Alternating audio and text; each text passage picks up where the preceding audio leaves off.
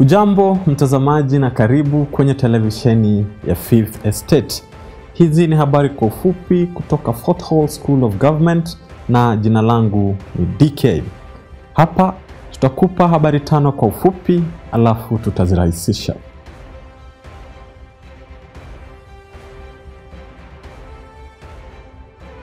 Tuanze katika nafasi ya 5 na tuangalie teknolojia na usalama. Kenya inaongoza katika masuala ya teknolojia kwenye eneo ama region hii ya Afrika. In fact, viwango vya utumizi wa internet humu nchini Kenya viko mbele ya mataifa mengi duniani. Lakini leo katika habari zetu kwa ufupi, tungetaka kujiuliza ikiwa taifa hili linaweza kutumia maendeleo yake ya internet katika juhudi za kuimarisha usalama. Kulingana na maoni kutoka hapa Fort Hall School of Government, utumizi wa internet unaweza kusaidia katika uchunguzi wa visa vya ufisadi pamoja na detection na analysis ya uhalifu. Teknolojia inaweza kusaidia katika usalama kupitia utumizi wake kwa mambo mawili. Kwanza ni utumizi wa big data na pili ni data mining. Utumizi wa big data huwa umekuwa ukisaidia mataifa na mashirika makubwa katika juhudi za kutabiri ama kupredict tabia na mahitaji ya wateja ili kuweza kutengeneza bidhaa na huduma zinazofikia mahitaji ya wateja wao. Serikali ya Australia kwa mfano imekuwa ikitumia teknolojia hii ili kujua matumizi ya tax havens, huku wakitumia ujuzi huo kutambua retailers wasiozingatia majukumu yao ya ushuru. Utumizi wa big data utasaidia katika kusuluhisha masuala ya ufisadi ambayo yamekuwa ni changamoto kubwa kwa serikali za mataifa madogo kama nchi yetu ya Kenya. Kwenye sekta ya public procurement, utumizi wa data mining unasaidia kufanya auditing na kuchunguza jinsi serikali zinapeana kandarasi pamoja na mambo mengine. Teknolojia hii ya data mining inaweza kutambua red flags zinazoashiria ufisadi ama kuashiria mambo yanapoenda segemnege. Kwa hivyo, swali kutoka hapa kwetu ni hili. Je, serikali yetu itachukua hatua hii na kuimarisha usalama wetu ama itaendelea kutumia internet kwa WhatsApp na Facebook? Kazi kwa serikali.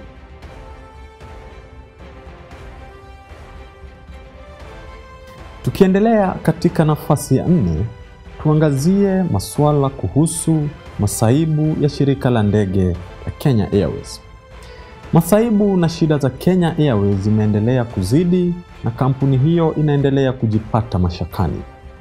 Muda tu baada ya ripoti kuibuka kuwa KQ ina upungufu wa marubani, shirika la kimataifa la IATA, yani International Air Transport Association, limetoa ripoti inayosema kuwa mashirika ya ndege kutoka humu barani Afrika ikiwemo KQ yana bei za juu za tiketi za ndege ikilinganishwa na bei kutoka mashirika ya mataifa mengine. Tofauti hii ni ya hadi 45% ya bei za tiketi. Kulingana na IATA, Kenya imeorodheshwa katika nafasi ya 6 ya kati ya mataifa 10 yaliyo na bei za juu za usafiri wa ndege. Kenya Airways imelaumiwa kwa kuwa inatumia infrastructure ya kitambo na operation cost za juu, hali ambazo zinachangia kuongezeka kwa bei za tiketi za ndege za kampuni hiyo. Kutokana na hali hii, turuhusu tupendekeze mambo mawili yanayoweza kutoa suluhisho kwa shirika hili la Kenya Airways. Kwanza, Kenya Airways inafaa kuwa nationalized ama kwa ufupi shirika hilo linafaa kuendeshwa na serikali. Serikali ikiendesha shirika hilo, basi itakuwa ni rahisi kwa KQ kupata subsidies kutoka kwa serikali. Pili, ni kusukuma kuanzishwa kwa Single African Air Transport Market. Hii ni kampeni ya muungano wa AU inayolenga kurahisisha usafiri kati ya mataifa ya Afrika na kupunguza bei za usafiri huo. Kufikia sasa ni mataifa 8 pekee ambayo yamepitisha makubaliano hayo, na ikiwa kutakuwa na makubaliano zaidi, basi KQ inaweza kujiinua na kufikia malengo yake. Tukimalizia habari hii, ni vizuri kusema kuwa bado soko la Afrika lina uwezo mkubwa na bado usafiri barani Afrika unaendelea kukua. Kunafaa kuwa na suluhisho za ndani kwa ndani ili kufungua soko la Afrika na kufungua milango ya Afrika kwa Waafrika. Hapo KQ inaweza kubahatika.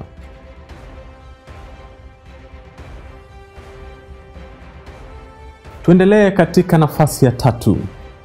Mapema mwaka huu katika mwezi wa 6, kampuni moja ndogo ya huduma za internet ilisababisha kuanguka kwa mamilioni ya website kote ulimwenguni.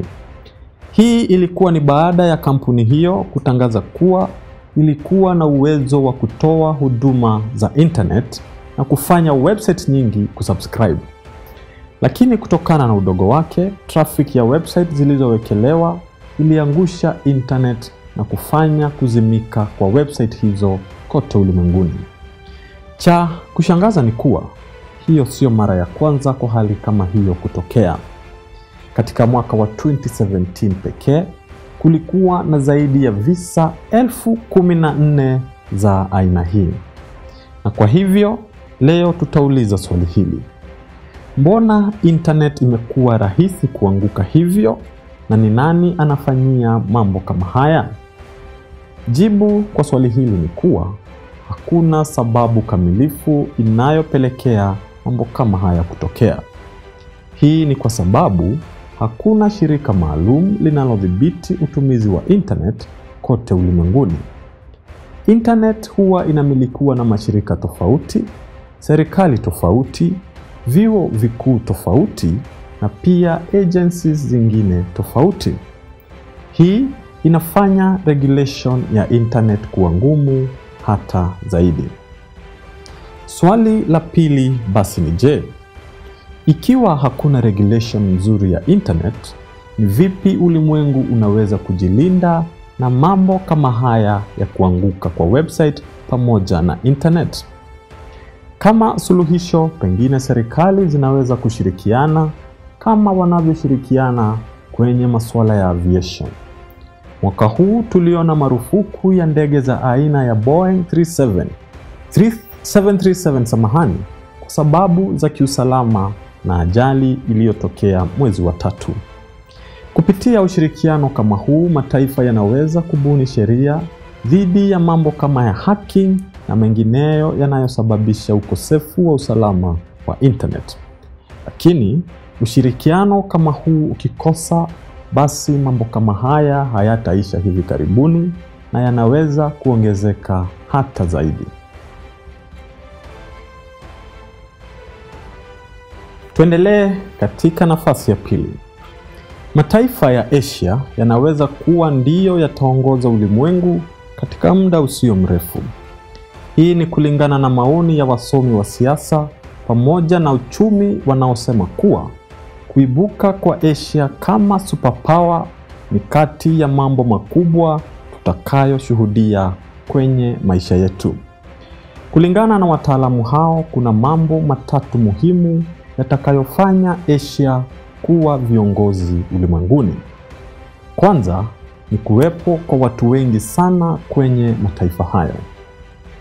Zaidi ya nusu ya watu kote duniani wanapatikana kwenye bara la Asia. Sababu ya pili ni kuwa kati ya miji 30 mikubwa duniani, 21 inapatikana huko barani Asia. Na sababu ya 3 ni kuwa kufikia mwaka ujao, nusu ya idadi ya watu walio kwenye kitengo cha middle class watakuwa wanapatikana huko barani Asia. Maendeleo ya Asia ni kutokana na kuibuka kwa uchumi wa taifa la China na uchumi wa taifa la India. Kufikia sasa, China inaongoza ulimwenguni kwa kiwango cha 19% ya output zote zinazofanyika ulimwenguni. India nayo ni ya 3 kwa ukubwa wa kiuchumi ikiwa na GDP ambayo ni mara 3, ambayo ni mara 2 ya GDP ya taifa la Germany.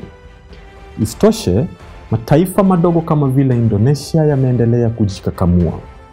Inatarajiwa kuwa Indonesia itakuwa ya 7 kwenye ukubwa wa uchumi kufikia mwaka ujao, huku taifa hilo likitarajiwa kupita Russia kwenye ukubwa wa uchumi kufikia mwaka wa 2023.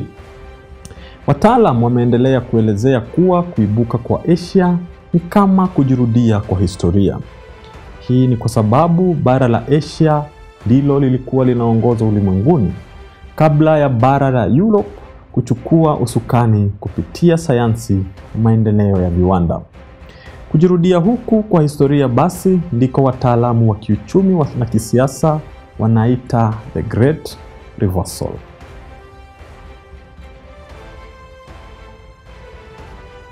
Na hatimaye kwenye nafasi ya kwanza, matumizi ya simu yameendelea kubadilisha hali ya maisha ya watu na jamii kote ulimwenguni. Na kwenye mtindo huo huo, simu zimeendelea kuchangia katika uchumi wa kimataifa kwa njia kubwa hata zaidi. Ripoti za mwaka jana zinaonyesha kuwa matumizi ya simu yalichangia takriban dola trilioni 4 katika uchumi wa mwaka uliopita.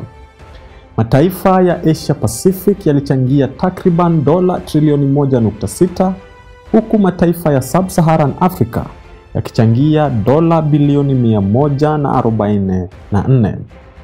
Kanda ya West Africa ndiko simu ziliko na umuhimu mkubwa wa uchumi, ambako matumizi yake yalichangia kwa 8.7 ya GDP ya mataifa hayo. Average ya mataifa ya Sub-Saharan Africa ni kiasi cha 8.6% ya GDP. Humu nchini Kenya, matumizi ya digital wallet yameendelea kupata umaarufu hata zaidi.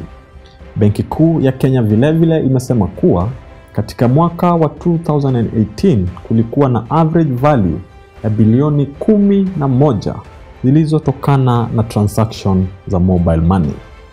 Kuongezeka kwa mambo kama vile michezo ya betting pamoja na mikopo ya simu kumesemekana kuongeza pesa za mobile money kwa njia kubwa hata zaidi. Zaidi ya hayo, mashirika mbalimbali kama vile mashirika ya afya, kilimo pamoja na maduka ya wholesales yameendelea kutumia mobile money, na hizi ndizo sababu zilizochangia hali hii ya kuongezeka kwa uchumi wa pesa za mobile money. Habari hiyo ya mobile money basi inatufungia kifungu chetu cha habari kwa ufupi siku ya leo. Asante kwa kuungana nasi hapa katika Fifth Estate. Mimi ni wako DK na tuonane wiki ijayo.